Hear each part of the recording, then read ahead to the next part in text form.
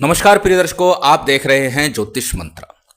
प्रिय दर्शकों, यदि आप धन की बाधा से बहुत अधिक परेशान रहते हैं हमेशा ही, ऐसा नहीं है कि एक दो महीने से आपकी परेशानी चल रही है, तो उसके लिए पूर्व में अनेकों मंत्र दिए गए हैं।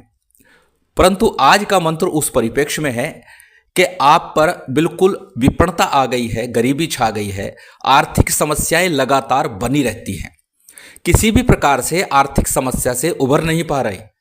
तो उस परिप्रेक्ष्य में 3 दिन का एक हवन प्रयोग बताया हुआ है और साथ ही आज का जो मंत्र है उसे कम या अधिक संख्या में जपते रहिए तो भी आपको लाभ मिलेगा बिना हवन किए भी। और मंत्र अत्यंत सरल है, छोटा सा साबर मंत्र है। माँ भगवती छिन्नमस्ता का ये मंत्र है। छिन्नमस्ता तंत्र शास्त्र की देवी है। 10 महाविद्याओं में छिन्नमस्ता का अत्यंत महत्वपूर्ण स्थान है। माँ भगवती छिन्नमस्ता सभी प्रकार से आर्थिक समस्याओं को दूर करती है और साथ ही यश मान सम्मान भी प्राप्त कराती है। जाहिर सी बात है, धन होता है तो सब कुछ होता है।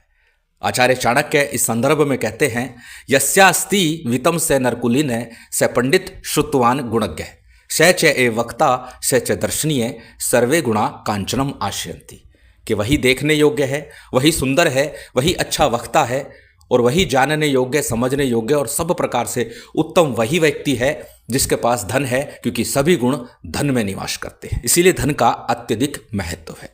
और जब परिस्थितियां ऐसी हो कि रिश्तेदार परिवार भी आपको अपने पास बैठाने से शर्माते हो, शकुचाते हो, उस परिस्थिति में ये मंत्र एक बार जप कर देखिए। एक ही महीने में आपकी काया पलट होती दिखेगी। बहुत ही चमत्कारिक और सिद्ध मंत्र है। पूर्ण श्रद्धा विश्वास रखते हुए माँ भगवती छिन्नमस्ता पर, माँ भगवती जगदम्बा पर आप इस मंत्र का जप कीजिए। किस प्रकार से करना है, क्या विधान है, इसको जान लेते हैं। बहुत ही सरल विधान है। किसी प्रकार के विशेष पूजन सामग्री की आवश्यकता नहीं है। एक माँ भगवती छिन्नमस्ता का चित्र ले आइए और साथ ही यंत्र माँ भगवती छिन्नमस्ता का मिलता हो तो वह भी ले आइए। पीले वस्त्र धारण करके, यदि आपके पास नहीं है तो साफ सुथरे स्वच्छ वस्त्र धारण कर लीजिए। काले और नीले रंग का प्रयोग कदाचित नहीं करना। लाल रंग का या पीले रंग का आसन हो, पीले ही वस्त्र धारण करने हैं और पीले ही आसन के ऊपर माँ भगवती का चित्र और यंत्र स्थापित करना है किसी पट्टे या चौकी के ऊपर। इसके साथ में सामान्य सी पूजन सामग्री जो भी आपके पास उपलब्ध है। अक्सर बोलता हूं कि पूजन सामग्री विशेष नहीं होती। तंत्र प्रयोग जब करते हैं तो कुछ निश्चित सामग्रियां होती हैं, परंतु जब साबर मंत्रों के जप की बात आती है तो बहुत अधिक सामग्री की आवश्यकता नहीं होती। जो भी उपलब्ध है उसी से आप प्रयोग कर सकते हैं, उतने से ही पूजन करके काम चला सकते हैं। साबर मंत्रों में विशेषता कई बार बता चुका हूं क्या होती है कि मेरी भक्ति गुरु की शक्ति फुर मंत्र ईश्वर वाचा। कि मेरी तो भक्ति यानी भक्ति पूर्ण रूप से हो, मंत्र में पूर्ण विश्वास हो और गुरु के ऊपर पूर्ण श्रद्धा विश्वास हो कि उनका जो मंत्र बताया हुआ है, यदि आपके गुरु नहीं है तो अनेकों बार बताता हूं कि भगवान शंकर को सर्वे सर्वा मानते हुए उन्हीं के मंत्र का जप कर लीजिए। भगवान शंकर यंत्र मंत्र तंत्र के दृष्टा भी है, सृष्टा भी हैं, तो उनसे बड़ा कुछ भी नहीं। यदि गुरु नहीं है उस परिप्रेक्ष्य में आप भगवान शंकर के पंचाक्षरी मंत्र का जप कर सकते हैं, या फिर हमारे गुरुदेव द्वारा दिया गया मंत्र अनेकों बार बता चुका हूं, ओम परम तत्वाय नारायणाय गुरुभ्यो नमः। इस मंत्र का भी जप कर सकते हैं। करना किस दिन से है इस प्रयोग को? इस प्रयोग को गुरुवार के दिन से, बृहस्पतिवार के दिन से सिद्धि योग बनता हो, पंचमी, दशमी, पूर्णिमा तिथि हो, अत्यंत श्रेष्ठ, उस दिन आरंभ कर लीजिए। या फिर कोई गुरु पुख नक्षत्र पड़ता हो, पुख नक्षत्र बृहस्पतिवार के दिन हो, उस दिन से आरंभ कर लीजिए। या फिर सर्वार्थ सिद्धि योग हो, द्विपुष्कर त्रिपुष्कर योग हो, रवि योग हो, सिद्ध योग हो, किसी भी प्रकार से शुभ योग सिद्ध मुहूर्त बनता हो, उस दिन बृहस्पतिवार के दिन से ही इस मंत्र का आपको जप आरंभ करना है। अब करना किस प्रकार से है?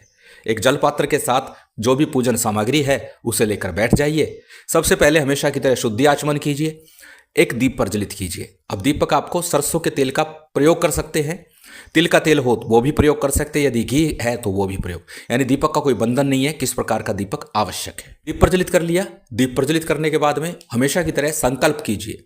संकल्प में अपना नाम, अपना गोत्र, उस दिन का तिथिवार नक्षत्र बोलना है और अपना मनोरथ बोलना है। इस प्रकार से संकल्प करने के बाद में संकल्प का जल किसी थाली प्लेट में छोड़ दीजिए या फिर गणेश जी पर अर्पित कर दीजिए। अब सबसे पहले गणेश जी का, गुरु का, कुल देव, पितृदेव, स्थान देव इत्यादि का सामान्य सा पंचोपचार रीति से या जो सामग्री आपके पास उपलब्ध है उतने से ही पूजन कर दीजिए। इन सब का पूजन हुआ।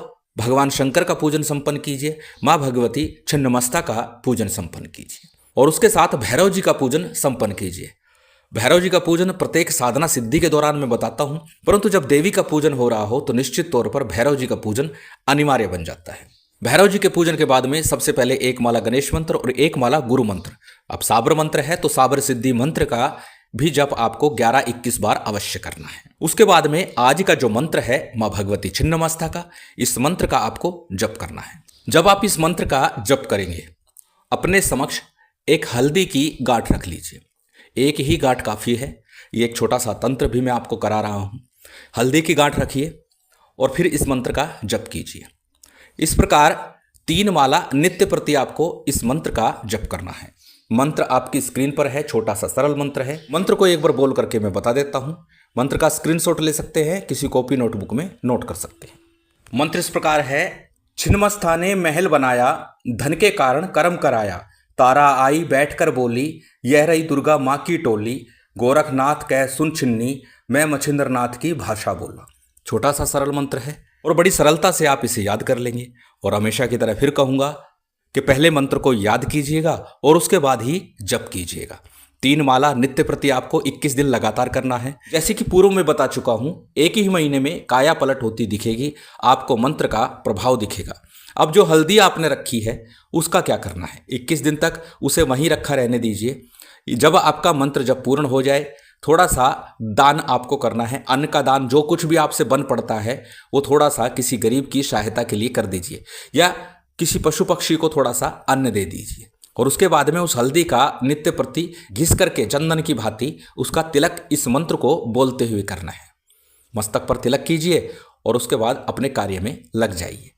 शीघ्र ही आपको प्रभाव दिखेगा, धन की बाधा दूर होगी, माता रानी की कृपा बन जाएगी। महामाई की विशेष कृपा आप सभी को प्राप्त हो, यही कामना है। और उम्मीद करता हूं आज की ये जानकारी, ये वीडियो आपको अच्छी लगी होगी। यदि अच्छी लगी हो तो कृपया लाइक कीजिएगा, शेयर कीजिएगा। यदि चैनल पर नए हैं तो सब्सक्राइब कर बेल आइकन बटन दबा दीजिएगा। जय माता दी, जय श्री राम।